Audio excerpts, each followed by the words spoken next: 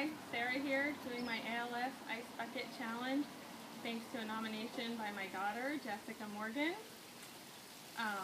My mom died of ALS in 1995, just 2 years after being diagnosed. When she was diagnosed, I had no idea what ALS was, so I am thankful for this challenge, for raising so much awareness, and thankful to my friends who've done it already.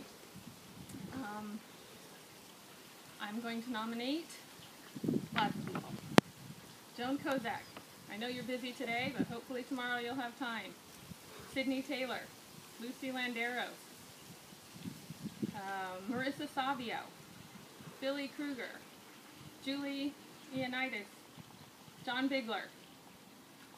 And if you can get yourself outside to do this, Rochelle Schulman.